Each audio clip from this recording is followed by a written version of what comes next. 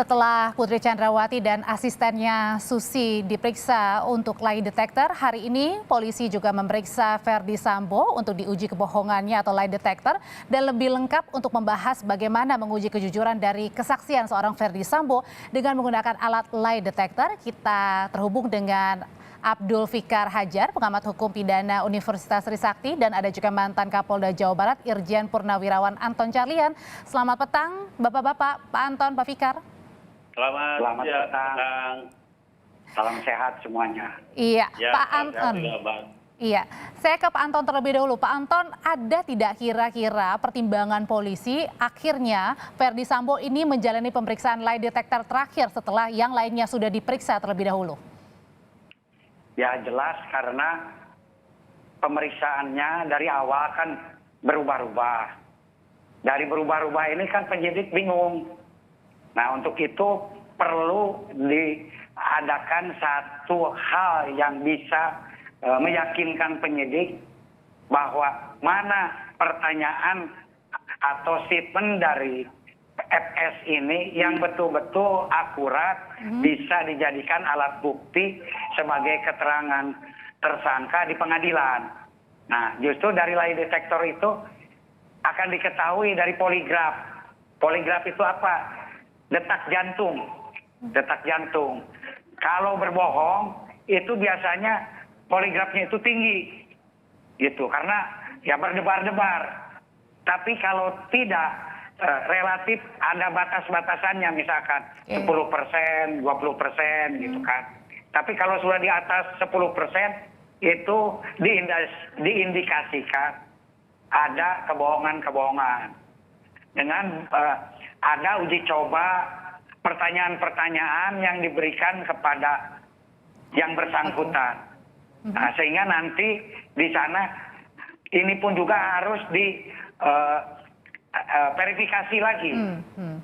Mana yang kira-kira akurat, mana yang setengah akurat, mana yang bohong gitu kan. Oh, jadi artinya itu harus nanti dipisahkan lagi ya hasilnya ya? Ya, dipisahkan lagi gitu kan. Oke, dipisahkan lagi mana yang akurat, kurang akurat ya, dan yang sedangnya ini keakuratannya sedang begitu. Pak Fikar, kalau menurut Pak Fikar sendiri, polisi ini kan dilatih ya, terutama untuk Ferdy Sambo pasti sudah terlatih begitu untuk menghindari pertanyaan-pertanyaan atau sudah sering menguji juga untuk penggunaan lie detector kepada yang lain. Nah kali ini dipakai untuk dia sendiri.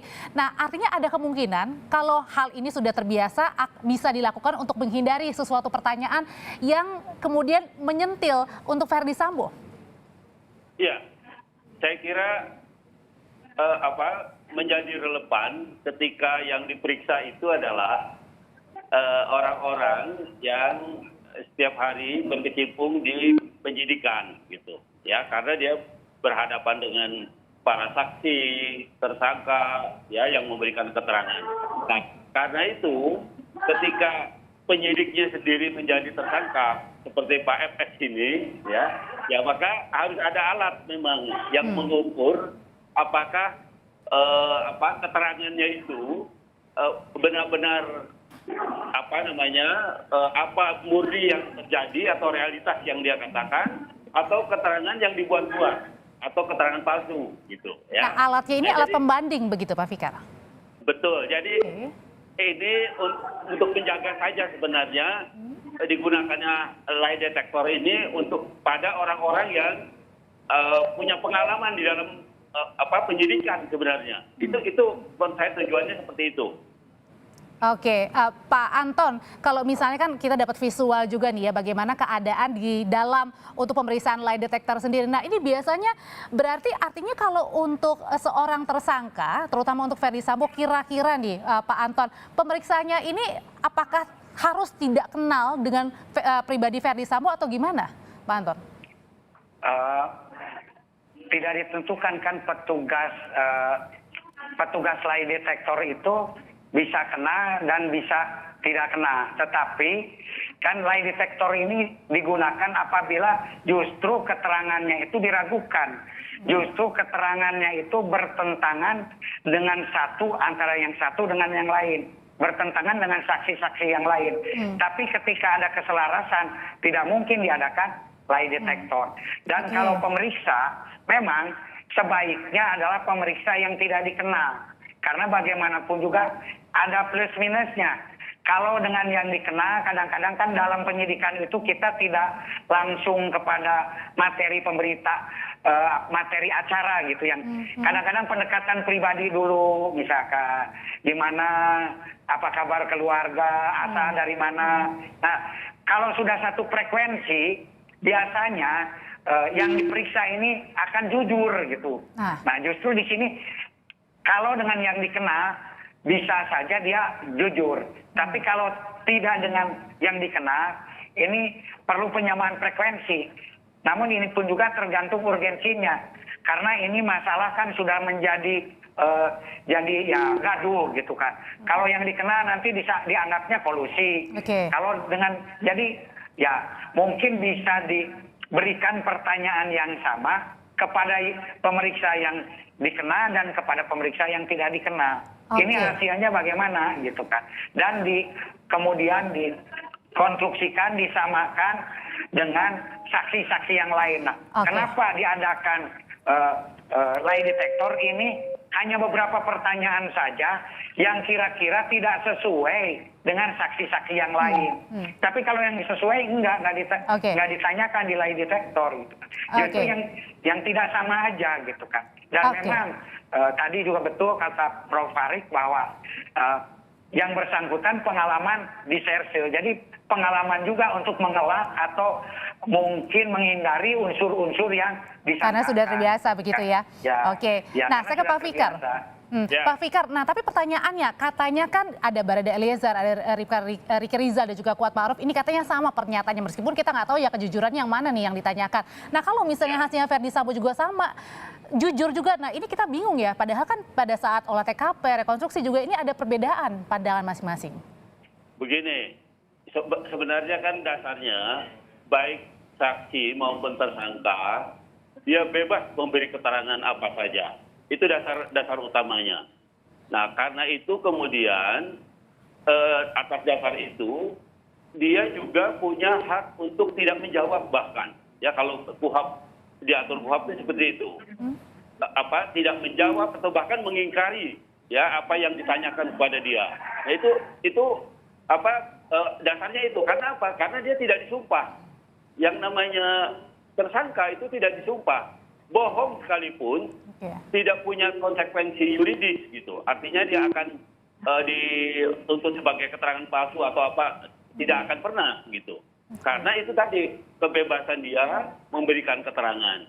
Nah, karena itu menurut saya lie detector ini akan banyak membantu di penyidikan menggali keterangan-keterangan yang benar dari tersangka. Betul tadi Pak Anton, kan akhirnya juga akan disandingkan dengan keterangan saksi yang lain.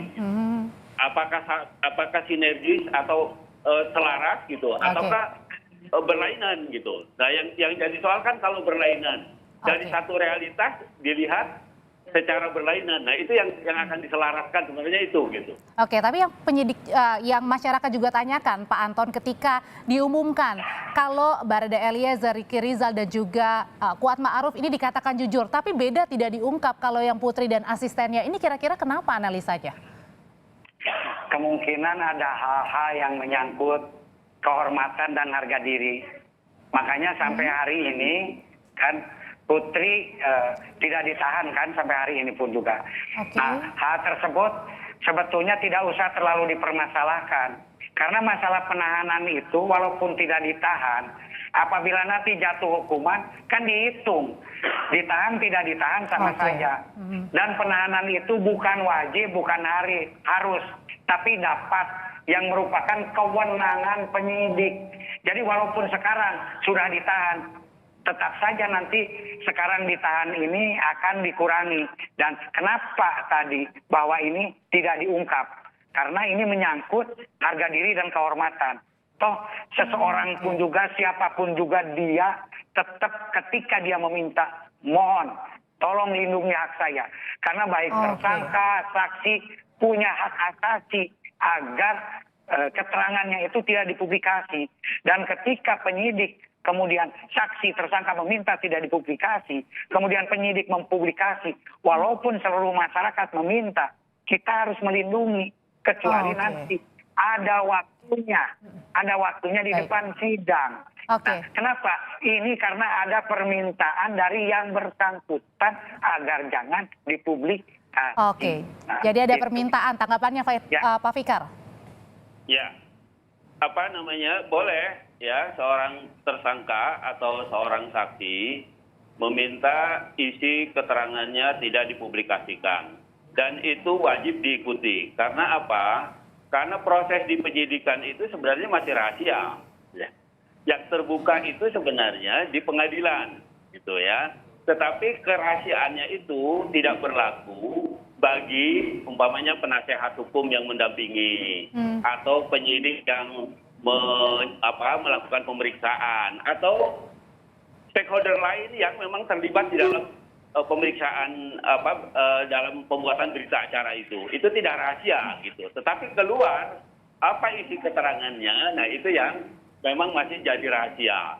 Dia akan terbuka nanti ketika sampai di persidangan. Oke, jadi artinya untuk pemeriksaan lie detector ini tidak bisa berdiri sendiri ya, harus dicocokkan dengan bukti-bukti lainnya juga ya, karena tadi kan dibilang lagi kalau banyak yang berbeda dan bolak-balik untuk disanggah satu sama lainnya. Betul begitu Pak Anton? Betul sekali. Justru lie detector ini adalah setelah hasil konfrontir juga masih tetap berbeda. Sehingga diperlukan alat bantu. Dan sebetulnya ada satu alat lagi. Kalau dulu saya pernah melakukan selain lie detector. Karena maaf saja, ada orang tertentu yang di lie detector saja masih istilahnya itu bisa berbohong. Gitu kan. Nah, justru ada satu alat yang sebetulnya yaitu alat dari psikolog atau gestur. Jadi melihat pupil mata. Makanya ketika ditanya pupil matanya itu bagaimana? Kalau berbohong itu nanti akan ketahuan, pupil matanya akan membesar. Kalau jujur nanti akan ketahuan. Itu jadi ahli dari psikolog dan juga dari ahli gestur. Dan kenapa juga Verdi Sambo akhirnya diperiksa yang paling akhir ini untuk mencocokkan ya, yang katanya sebelum-sebelumnya keterangan-keterangan dari lie detector TSK lainnya gitu ya Pak Anton ya? Ya, itu sebagai upaya terakhir. Jangan sampai nanti begitu di persidangan nanti lain-lain, nah kita bisa ini kan sampaikan ini loh hasil lie detector bahwa Polri sebetulnya sudah sangat maksimal untuk mencegah dari manapun juga terjadinya kebohongan-kebohongan itu sendiri. Dan sampai hari ini di dunia ya secara elektronik baru lie detector dengan gestur dan psikolog itu yang memang bisa membantu untuk mencegah kebohongan itu sendiri. Saya kira selain lie detector nanti kepada Bareskrim bisa juga untuk diadakan untuk gestur itu sendiri. Oke, Pak Fikar terakhir kalau dibilang 93% akurasi untuk keakuratan lie detectornya, lalu bagaimana ini 93%-nya nanti dipakai atau justru digabung-gabungkan dengan bukti-bukti lainnya di persidangan, Pak Fikar?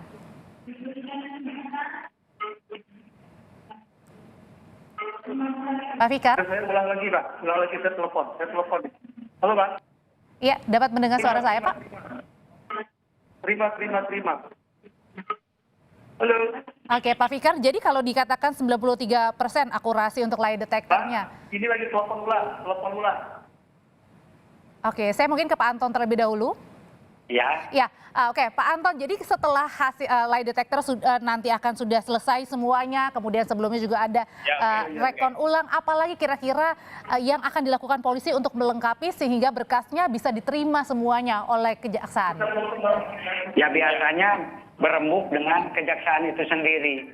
Apa kekurangannya. Makanya polisi dengan jaksa ini kan suka bolak-balik. Nah, di sini satu tujuannya untuk meyakinkan hakim. Kira-kira dengan bukti-bukti yang ada, keterangan yang ada, itu bisa enggak nanti disajikan untuk persidangan. Selain tadi juga saksi dengan saksi, perlu juga diadakan satu sinergi rekonstruksi juga, baik dengan barang bukti yang lain. Gitu. Baik dari hasil lapor, baik dari forensik, dan lain-lain.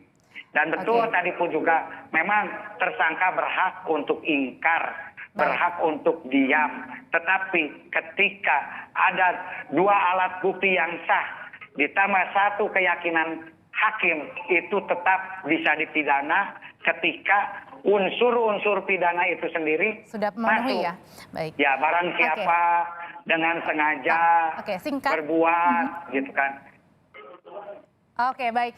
Saya ke Pak Fikar, terakhir Pak Fikar. Jadi kalau nanti Ya. di persidangan ketika semua buktinya sudah siap, termasuk juga dengan hasil lie detectornya, apakah juga harus dibarengi dengan kedatangan dari seorang psikolog forensik?